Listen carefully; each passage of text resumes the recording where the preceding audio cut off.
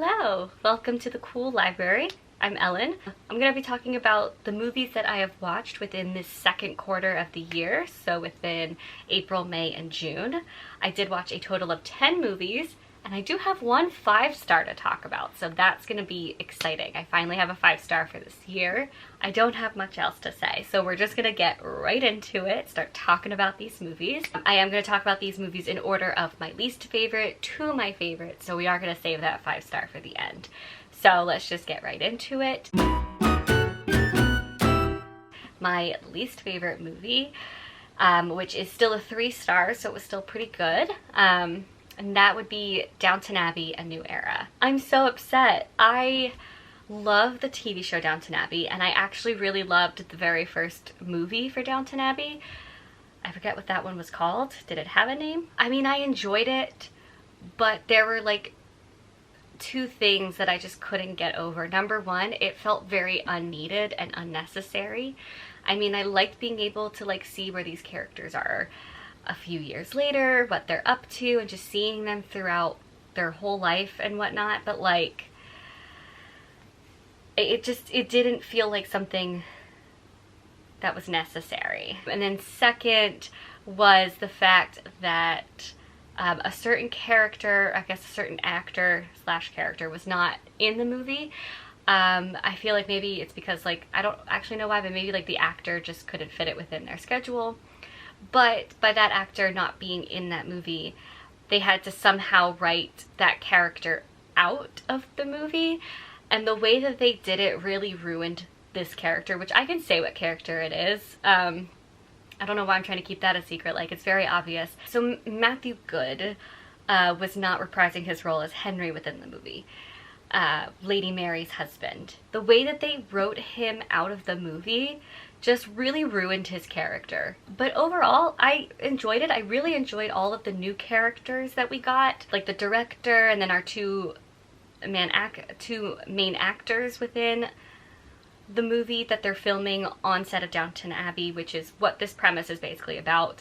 Well, there's two different storylines going on. There's the fact that like a film is being filmed and recorded at the Downton Abbey estate, and then we have our second plot line of the story where we have this man, this mysterious man, has given Violet, Grandma Crawley, played by Maggie Smith, who is fantastic as always, has given her this like French villa, and it's just kind of like why we don't know who this man is, and then it goes into like this story of how Violet and this man know each other. But it's still, that was the other thing too, they still didn't quite answer it, the mystery behind that, unless they did and I'm just dumb and I didn't quite understand it. And so half the family was off going to that French villa to like see it and spend time there, and then the other half were staying at home. I really liked a lot of the endings for some of the characters, especially the staff. They really had some really happy endings, and I'm happy about it. There wasn't too much of like high stakes, but there was like a moment within this movie I did cry. I'm not going to spoil it, but it was very sad and very emotional. But it still was like really underwhelming, so I gave it 3 stars. And then my other 3-star movie, which I liked it, but again, it's a 3-star, so it was just like average for me, but that is Good Luck to You, Leo Grande. This is a movie on Hulu with Emma Thompson. She plays this woman who is a widow. She has 2 kids, but she's never had an orgasm. She's never really experienced a pleasurable sex experience. And so she decides to hire this man who does this for a living to have sex with her. They kind of like form this attachment and this bond with each other, and it's really lovely. However, please go in knowing that there is going to be sex, and you are going to see boobs, vagina, and penis. You're gonna see it. What I loved most about this was that it didn't focus on the sex. Like, there was sex, but it mainly focused on the characters themselves. So this is like a really character-driven movie, and I love character-driven movies. So I did enjoy this, but overall it just, I don't know. It was a really like open-ended ending. Like, you interpreted whatever their looks were to how you interpret it to be. I enjoyed this one, but I did give it 3 stars just because it didn't feel like anything special to me. And it's not one I think I'll ever really watch again, but it was good. Next, I have the Bob's Burgers movie. This I gave 3.5 stars.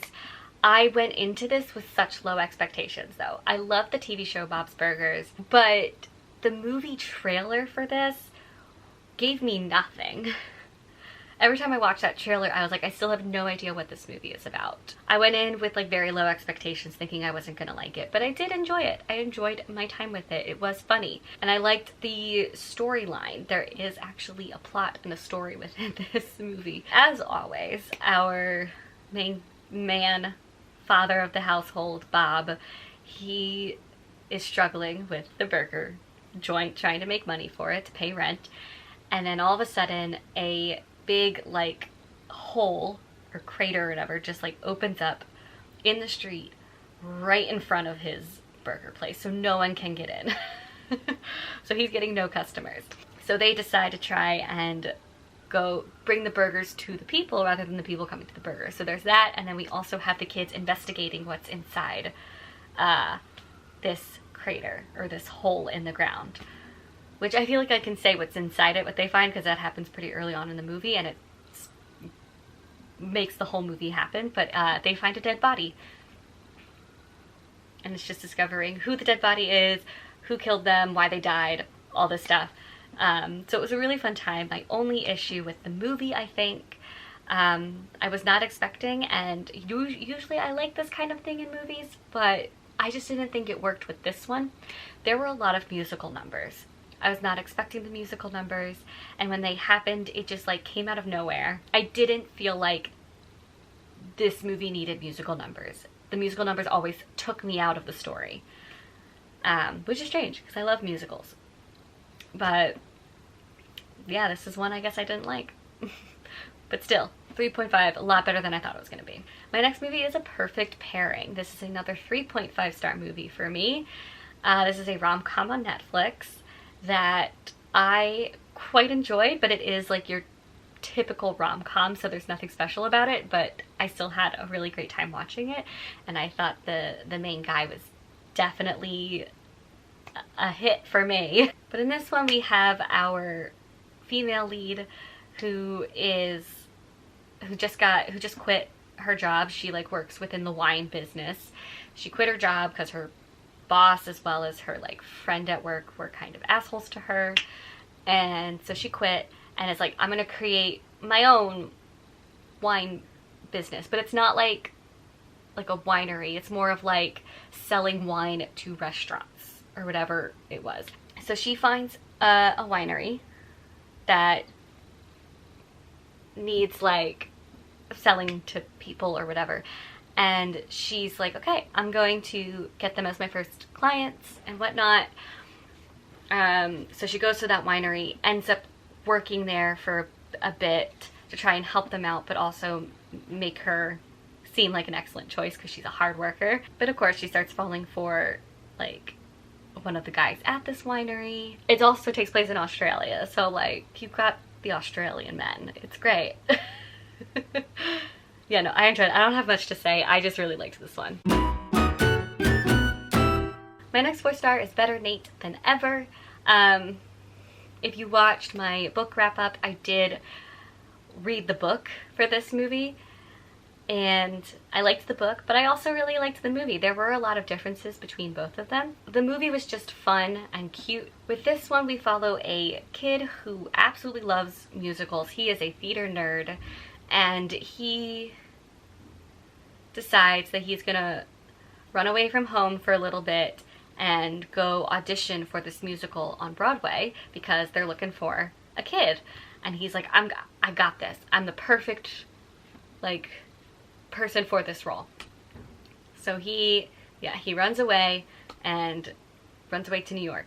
While he's there, he runs into his aunt, who doesn't have the greatest relationship with his mom. That was like part of the story that I liked. The relationship between like the mom and the aunt, and like why it's strained, and like them coming together, or like kind of like reconciling, I guess. So I liked that aspect, and I liked the relationship between all the different characters. But I think for me, the reason it's not a 5-star is just because the main character did annoy me a little bit, and it's very much a child making decisions he should not be making. Oh, but it was still a fun time. Sorry, I can't help but like be an adult when I watch these things, and I'm like, no, child, don't make that decision. That's the wrong decision. My next 4-star is Top Gun. I have never seen the 80s version of this movie, so I decided to watch it because the new movie was coming out and I wanted to see it, which we will get to that one later. I was surprised at how much I liked it. I did not think I was really going to like this movie, but yeah, no, I really enjoyed it. There is not really a plot to the movie. It's just about Tom Cruise's character learning to be a fighter pilot, which I think he was just a pilot, but he's becoming a fighter pilot, and he falls in love with one of the instructors. That part was a little like for me. He has a best friend, Goose, which Goose was my favorite character in the movie, and I was not expecting a certain thing to happen because I didn't know that was going to happen, so I was very upset. But overall, I think it was a good movie. It's definitely an 80s kind of movie. I mean, that like sex scene, I really felt like I should not be in the room. I was like, that is a lot, but I loved the way it was shot with like the silhouette. So cool. Alright, next is The Secrets of Dumbledore, which is also a 4-star movie for me. I think this is my favorite within the Fantastic Beasts franchise, which I was not expecting. I think Mads Mikkelsen did a great job, even though I would have preferred Johnny Depp, but Mads did a good job. It was absolutely hysterical. I found myself laughing a lot with this movie. I really liked the adventure and all of that stuff, but there was just, I think for me, it was just like this one little thing that I didn't quite understand why people were choosing a certain decision. Am I making sense? I feel like there were a lot of like character choices, not even just with our main character, but like all like the random characters that you don't really know their names, but like it was just a lot of people making decisions that just didn't make sense to me. But other than that, I really liked the movie. Next we have Lightyear. This is my last 4-star movie, but this was really fun. So this is a movie about Buzz Lightyear. So basically what this movie is so Andy in Toy Story, the kid, his favorite movie is this movie, and it's why he got the Lightyear toy, because this is his favorite movie. So we got to see Andy's favorite movie, and it was a really fun kids movie, but also had a lot of stuff in there for adults. So this is Buzz Lightyear's adventure through space as well as time, trying to defeat Zurg, which I'm sorry, but that was like a twist I did not see coming. The whole thing with Zurg, wow. Just for that, I think it's worth watching if you are a Toy Story fan in general. I did cry. This movie did what Up did within like the first couple of minutes of the movie. I am in tears by sadness. But yeah, it was a fun time. It didn't feel quite like a 5-star movie to me, so that's why it's not. But it's still, yeah, I still recommend this movie. Next we have Top Gun Maverick. This is a 4.5-star movie for me. I was shocked. I loved this movie. This is following Tom Cruise's character, what, 20 years later, 30 years later? And now he's going to be teaching the class that he had taken. I loved the cameo of Val Kilmer, and I loved that we get to see Goose's son within this movie, because he is taking the class, and that causes some tension between him and Tom Cruise. But yeah, this was just such a fun and enjoyable watch. I honestly want to watch it again. The ending might be my favorite section of the movie, but the ending was also predictable for me. I think there was one part about that ending that I didn't predict, but everything else I saw coming. but it was still so like action-packed and high intensity, and like the stakes are high, so it was great. And then the last movie I had to talk about, my 5-star, is The Unbearable Weight of Massive Talent. I did not know what to expect going into this movie. I was just like, this is going to be a comedy and with Nicolas Cage. I want this to be Nicolas Cage's comeback, and it was. But I was not expecting to give it 5 stars. I remember sitting in that theater, like, and I'm in the middle of the ending of the movie, and I'm just sitting there like, is this going to be a 5-star movie? And I'm like, okay, we'll see what this ending does. And then the ending happened. I just sat there and I was like, this is a 5-star movie. But I think the thing that I loved most about this movie is that it literally is every single genre wrapped into one movie. So there is something within this movie for everyone. But in this we have Nicolas Cage, who is playing Nicolas Cage. He's playing himself, a washed up actor who hasn't been getting many roles and is trying to make his comeback into the acting world. And he hasn't been able to do that, so his agent is like, hey, this guy wants to hire you for his birthday party, he'll pay you $1 million. So he was like, okay, I'm desperate for money, I'll do it. Which also in this movie, he does have a wife and a kid, and the relationship between him and his ex-wife, they got divorced, between him and his ex-wife as well as his daughter, they're kind of strained because he always chose work over them. So he goes to this birthday party, and the guy who hired him is played by Pedro Pascal, who does a fantastic job. He is like a super fan of Nicolas Cage, but as Nicolas Cage gets here, which I think it took place in Spain, the CIA captures Nicolas Cage and is like, hey, this man who hired you, he is like, he kidnapped this girl, he's one of the biggest like drug and gun cartels in in Spain, so we need you to go save this girl that he kidnapped, and like all this stuff. And he's like, what? No, he's my best friend. It's got romance, it's got a bromance, it's got action, it's got comedy. Like the comedy was really funny. It's also like, it's got some thriller moments, it's got adventure. It even has like a drug scene, which is really funny. It literally, it's what's like funny too, is like within the movie they're writing a movie, but the movie they're writing is the movie that is happening before our eyes, and it's just so like, it's so meta. It was just a really, really, really fun time with this movie, and I think Nicolas Cage did a great job. Pedro Pascal did a great, everyone in this movie did a fantastic job. I mean, it's also like a spy movie. You literally have like every genre you can think of within this, except for history, I guess. It's not really a historical movie. Hi, Editing Ellen here. Editing Ellen. I completely forgot to mention and talk about the TV shows that I also watched within April, May, and June. There are a lot, but I do want to get through them quickly because I just want to edit this video and get it done and get it up. I don't think I've ever explained why, but I don't like rate the TV shows. I don't give them a rating like I do the movies. And that's mainly because there are multiple episodes. And so sometimes it's like, I like an episode and then I don't like an episode. I don't know how to explain it. But I think like, but a 5-star rating is just not the like way for me to rate TV shows.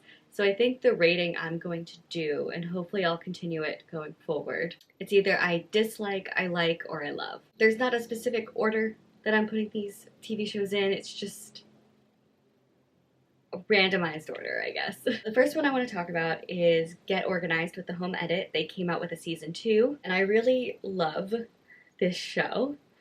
I don't know why I love watching people organize things, but I do. I wish it would work within my own life. Maybe it did, because I watched this one back in April, and I think this did send me into like a cleaning spree for a little bit, but that has clearly passed. My room is an absolute giant mess. Season 2, I don't think I liked as much as Season 1. Season 2, basically the premise is we have these two ladies, they own a company called the Home Edit. They have books, they have a bunch of like merchandise, but essentially they have all these clients. Some of them are celebrities, some of them are normal people, and they just go to their home and like organize like a section of their home for them. And it kind of like teaches you different ways of organizing. I really like it. But with this season, I think the main thing I didn't like about this season that was different from last was some of the episodes didn't end showing us the reveal. It like didn't follow a formula, you know? The typical formula is like, oh, you see the mess, you see the process, and then you see the result at the end. And it didn't follow that formula. You'd have to wait till the next episode to see the reveal and like the results and the after photos and stuff. So I think just like the formula and the way that they ordered things within this season was just really weird and kind of unsatisfying, but overall I give this a like. Next I have Secrets of Sulphur Springs Season 2. I really enjoyed Season 1. I was so surprised, so I was very excited for Season 2. I also know this one is coming out with a Season 3, and I'm very excited. This is a Disney Channel show, but I watch it on Disney+. It's about, I guess we could say like a haunted house. This family moves in to this town, and they move into this house, but it's considered like a haunted house. But as you watch Season 1, you realize it's not actually haunted. There's a lot of time travel involved. And the second season, they added a lot more of the time travel element, and we were in, I believe, the 1920s for a lot of it. But how this, I swear, the endings of this show, like their seasons, such big cliffhangers. This one ended on such a big cliffhanger, and I need Season 3 right now. I'm gonna give this show a love. It definitely is for kids, and so it has that like very childish element to it, and like not a lot of the acting is great. Some of the acting is quite bad, but there's just something about this show that's so fun to watch, so I love it. I'm not going to talk too much about this one, but I did rewatch Bridgerton Season 2. I already talked about that one in my previous video, but like, just know I've watched it again. So the next one I have to talk about is Theodosia, Season 1.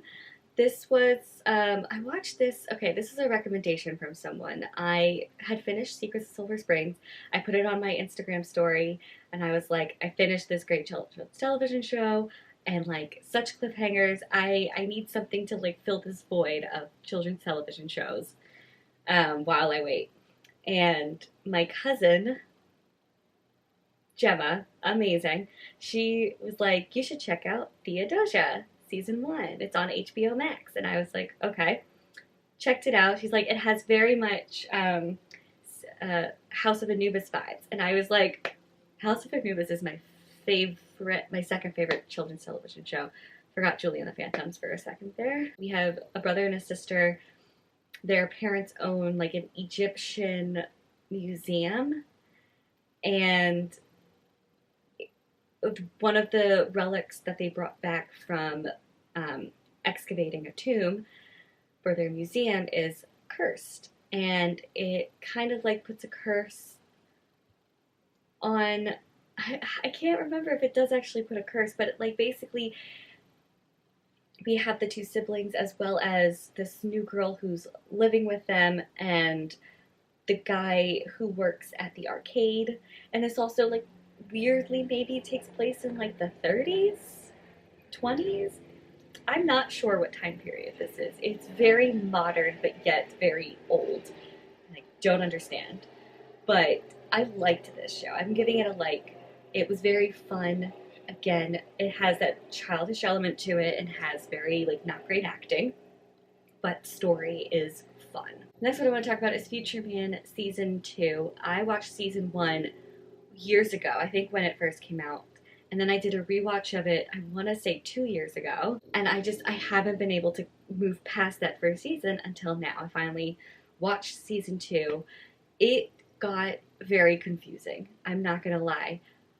Season 1 I was able to follow, but Season 2 adds this like whole other element involving time travel that just gets so confusing. And the ending of this one, I swear I could not predict anything within this show, which I really like. And it's just it's funny. It's also super inappropriate, so this is definitely only for adults. I do think it's fun, but it's getting to a point where it's hard to follow, but I'm still gonna give it a like. I think the first season was a love, but this one's a like. And I'm excited to get to the third season eventually. Hopefully I do that by the end of this year and I'm not waiting another like 5 years or so to watch the third season.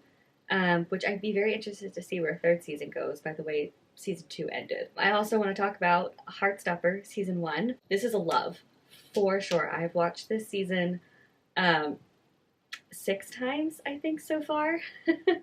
I've read the graphic novel series and have given all of the books of the graphic novel series 5 stars.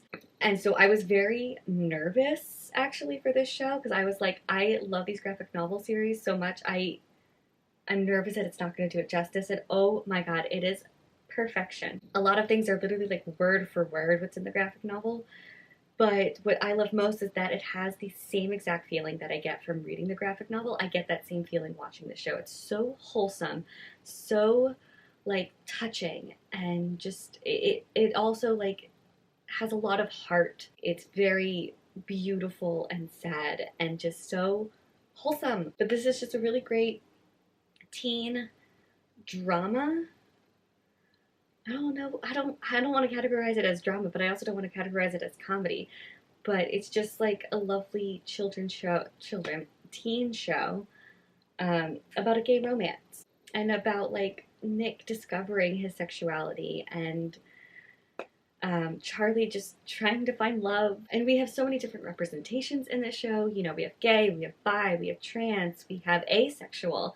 It's not explicitly stated, but I'm pretty sure Isaac is asexual. And we have lesbian. We have like the whole spectrum here. And I really, really enjoy this show a lot. This is one of my all-time favorites for sure.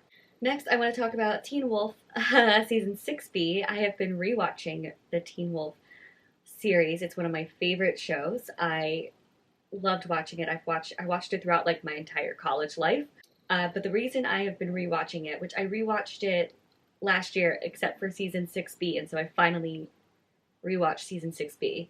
But the movie is being filmed. I think it's still currently being filmed. I'm not sure if it's in post-production yet, but there is a movie coming out and I'm really excited for it, even though I know Dylan is not in it, as well as the girl who plays Kira is not going to be in it. But otherwise, I'm still super excited for this movie. So I wanted to rewatch the series to kind of remember things that have happened, because there was actually a lot that I forgot.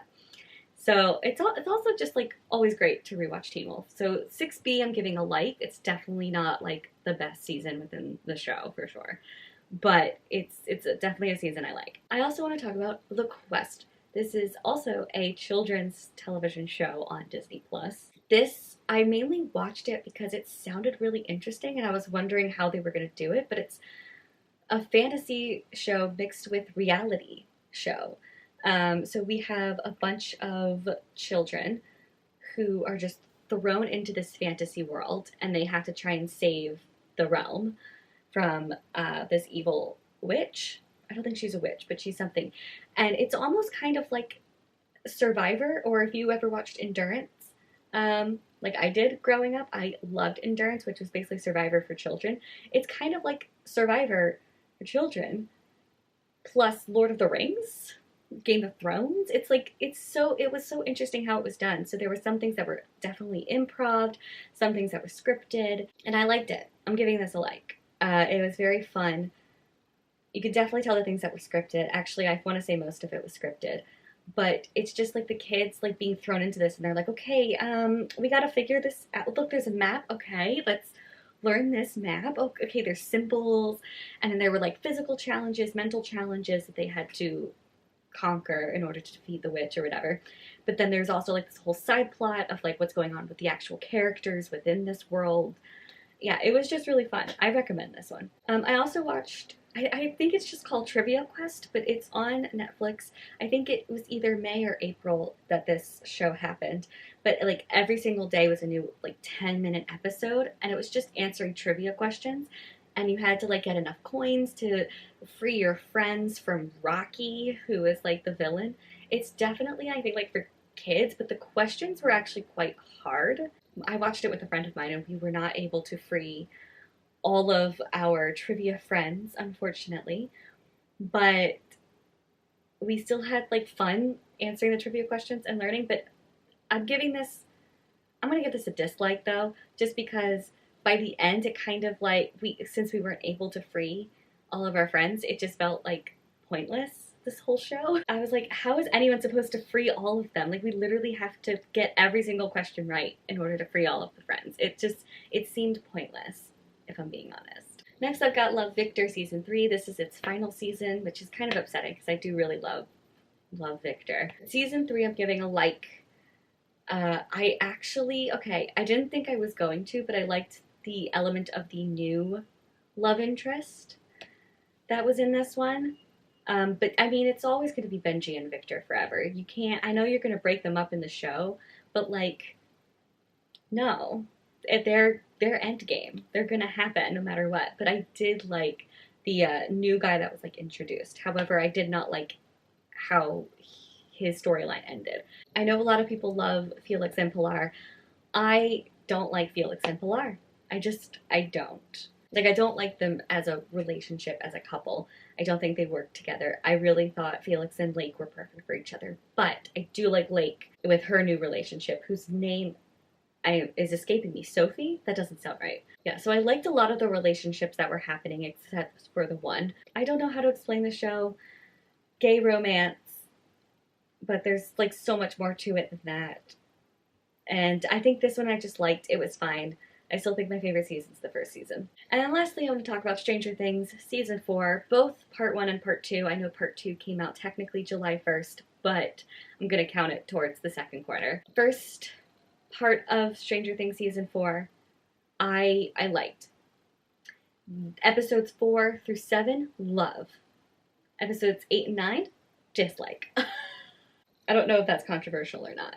I don't know, maybe I don't like dislike the last 2 episodes, but they were definitely underwhelming, and I was kind of disappointed. Especially since I was so hyped. But see, episodes 4 through 7 were like some of the best episodes that this show has ever had. Granted, there were a lot of things about this season that I truly loved, but I don't want to like give spoilers. But there were also a couple things that I didn't like. Mainly within like the first like 3 episodes, I felt like so many things were dragged out. Same with like the last 2 episodes. Everything was like dragged out, which then made the episodes longer. And I was like, there were so many things you could cut, so it didn't need to be that long. Especially the last 2 episodes. I'm sorry, but like the last episode was longer than most movies. Like the last episode was 2.5 hours. I still think my favorite season is Season 3. I'm very upset by the death in this season. I think everyone is. Yeah, again, I feel like if I say too much, I'm gonna spoil things, but I did like a lot of the reveals within this season and a lot of the a lot of questions that were answered within this season. But by answering those questions, we do have more questions. So I'm excited for Season 5. Don't get me wrong. I think overall, I'm giving Season 4 a like. But yeah, that's about it. But I think that's it for this video and all the movies that I watched. If you want to take a look at all the books that I read within the second quarter of the year, I will put a link down to that video below. And I'll see you guys later with more videos. Bye!